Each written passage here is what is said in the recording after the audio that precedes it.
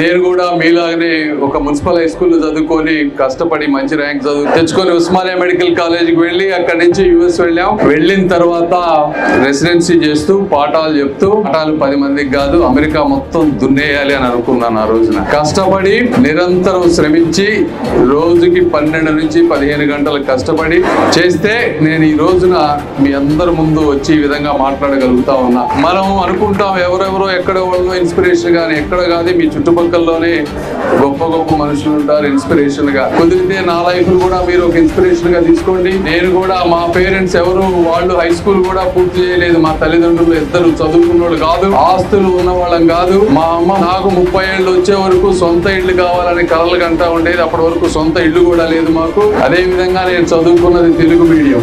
ఎందుకు చెప్తున్నానంటే తల్లిదండ్రులు డబ్బులు ఉన్న వాళ్ళు కాకపోయినా చదువుకున్న వాళ్ళు కాకపోయినా పేదరికంలో ఉన్నా కూడా నాలాగా సక్సెస్ అవ్వాలి అంటే అవ్వగలరు.